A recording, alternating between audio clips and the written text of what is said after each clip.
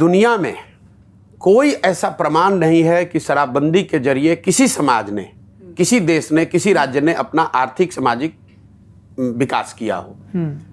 हमारे गुरुओं ने जो सिखाया है कि जब कोई आइडिया आपके दिमाग में आए तो ये समझ के चलिए कि 100 और लोगों ने कम से कम जरूर उसके बारे में सोचा होगा।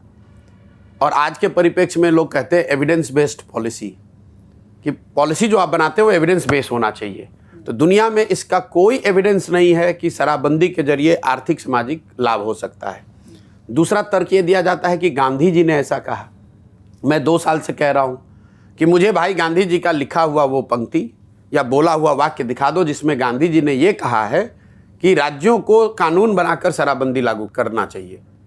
गांधी जी ने शराबबंदी की बात सामाजिक नैतिक काम के तौर पर बताया कि समाज को प्रयास करना चाहिए, शराब लोगों को नहीं पीना चाहिए। उन्होंने ये नहीं कहा कि आप कानून बना दीजिए। ये तो ऐसे हो गया कि गांधी जी चाहते थे या वेजिटेरियन होने के पक्ष में थे, और आज कोई सरकार आकर ये कह दे कि जो वेजिटेरियन नहीं रहेगा उसको जेल में डाल दिया जाएगा और फिर उसको गांधी के नाम पर बेचोगे। तो ना इसका कोई आज के परिप्रेक्ष्य में कोई आधार है, कोई एविडेंस नहीं है। दूसरा, गांधी ने इसके बारे में इसके पक्ष में बात कही नहीं है। तीसरी बात, मान लीजिए एक बार को कि आपने लागू कर भी दिया, तो ये ज़मीन पर लागू है कहाँ? बिहार में तो घर घर में शराब बिक रहा है, सिर्फ दुकानें शराब की बंद हो गई, होम डिलीवरी चालू हो गया।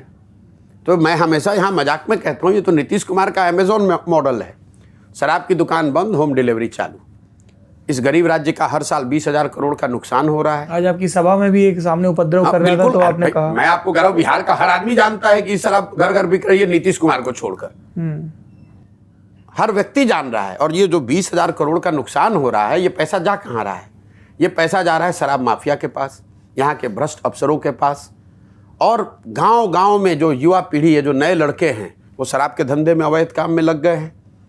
लोग कट्टा लेके घूम रहे हैं, लोग मोटरसाइकिल पर शराब का अवैध कारोबार कर रहे हैं। 2 बोतल इधर से उधर करता है, 1,000-2,000 रुपये उसको मिल जाता है।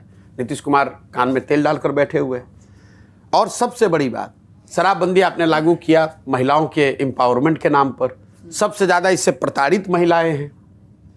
जिन महिलाओं के घर के लोग पकड़ लिए जाते हैं, मैं आपको एक आंकड़ा दे रहा हूँ, जब से 2016 से शराबबंदी लागू की गई है, करीब करीब 6,37,000 केसेज हुए हैं शराबबंदी कानून के अंतर्गत। 6.5 लाख केसेज में करीब 1,10,000 लोग आज भी या तो जेल में हैं या कोर्ट में केस फेस कर रहे हैं। और उसमें करीब करीब 70% लोग गरीब और पिछड़े वंचित वर्ग के लोग हैं। पैसे वाला तो कोई पकड़ा नहीं रहा है, जो गरीब आदमी है पकड़ लिया गया। तो जब तक वो जेल में है तो उसके घर की महिला बेचारी दौड़ रही है थाने में।